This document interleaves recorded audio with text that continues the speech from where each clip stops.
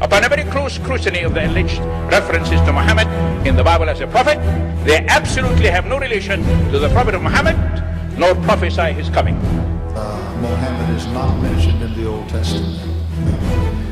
Muhammad is not mentioned anywhere from Genesis to Revelation. Muhammad is God's true messenger. That's a joke.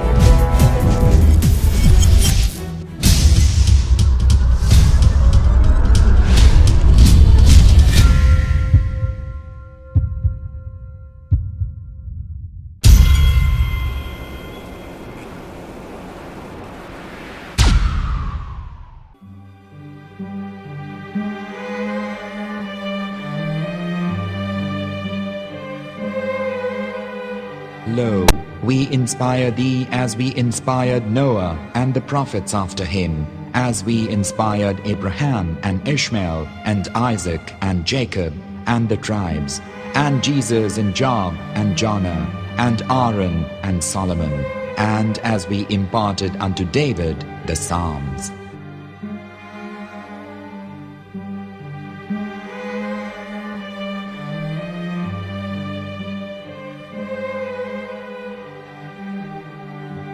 The verse we've just heard is from chapter 4 of the Quran.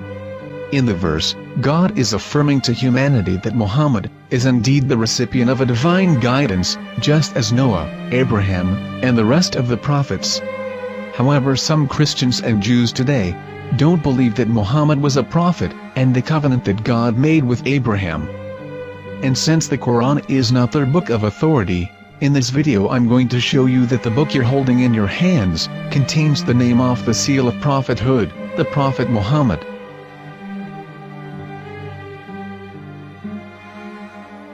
As known, the Old Testament was preserved in the Hebrew language. In the 5th chapter of the Shir HaShirim, which is one of the 5 Megillat or sacred scrolls that are part of the Hebrew Bible, or for short the Song of Solomon, as Christians know it today. That chapter is discussing someone. Jews will say it is discussing Solomon, while Christians will say it is discussing Jesus. Considering this is the Songs of Solomon, it would seem logical that it is discussing Solomon. The verses, describing this mystery man, have the narrator's speech conjugated in the feminine, meaning it is a woman who is describing this man. So it is possible that it is one of Solomon's wives discussing her husband Solomon. However, Christians assert that Jesus is being discussed, and that the chapter is describing a man who was not yet alive at that point. A prophecy.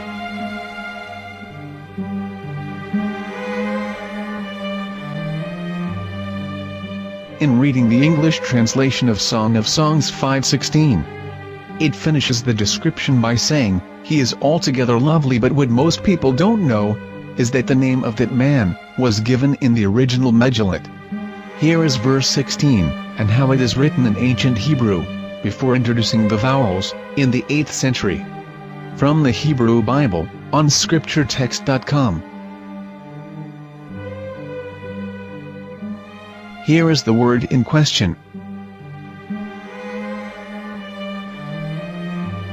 This word is made of 4 letters. Mem, Het, Mem, Dalet.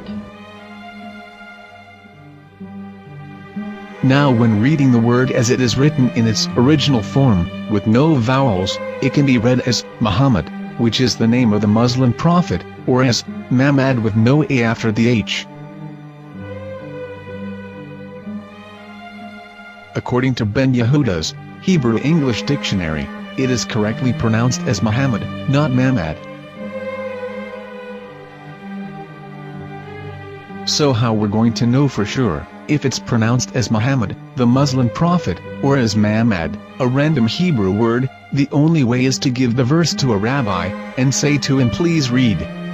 Here is the Song of Songs 5:16, and how it is read by a rabbi from a Hebrew Jewish site. Please notice, the im in Hebrew is a plural of respect. חיכו ממתקים וכולו מחמדים, זה דודי וזה רעי בנות ירושלים. חיכו ממתקים וכולו מחמד מחמד מחמד מחמד מחמד מחמדים, זה דודי וזה רעי בנות ירושלים.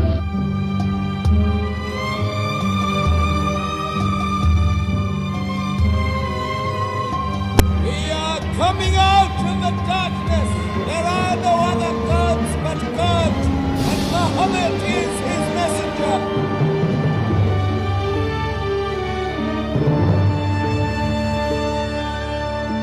Let the world hear. חיכו ממתקים וכולו מחמדים, זה דודי וזה רעי בנות ירושלים. חיכו ממתקים וכולו מחמד מחמד מחמד מחמד מחמד מחמדים, זה דודי וזה רעי בנות ירושלים.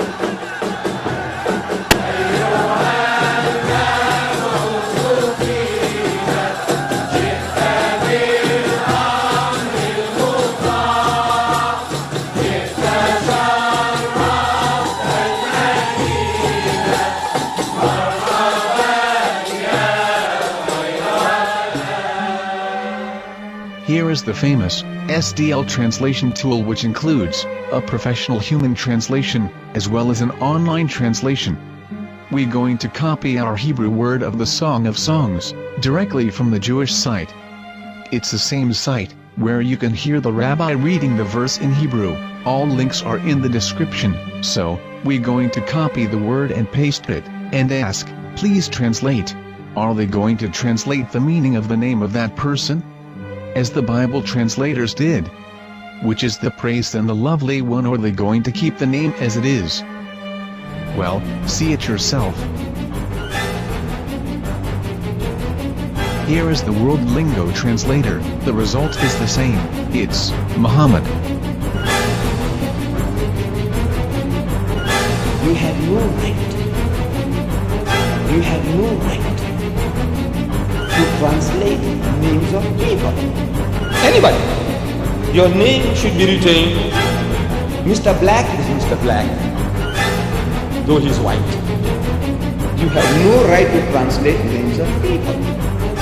But they have been doing that. Muhammad Ibn, they translated as altogether lovely.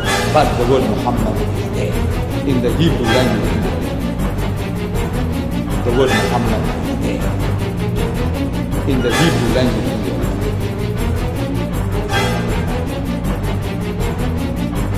I will tell you a story from my own personal experience. Years ago, I used to spend every Sunday afternoon in a place called Speaker's Corner. And in my years down there, I got to know a Jewish rabbi. He was a very nice man. He used to listen to me, and he was always very polite and talked about Islam in a very nice way. And one day during one of our conversations after some years, I thought that it was about time I should invite him to Islam. So I said to him, you know, my friend, we have been talking now for many years, and even you have admitted to me that Muhammad is a prophet. So why then do you not embrace Islam? He said to me, we Jews, we never change our religion. I said, but half of the rabbis of Medina became Muslim. He said, that is true, but still, we Jews never change our religion. I thought, what can I say to him? He looked at me and said, listen to me, my friend. God sent to us a prophet Moses, and we didn't even listen to him. Do you think we're going to listen to another prophet after him? From another tribe? From another people? When he said that, I had nothing left to say. He knew that Muhammad was a prophet. In fact, another rabbi also came up to me and he said to me, we know Muhammad is a prophet, and he quoted to me a passage from the Bible.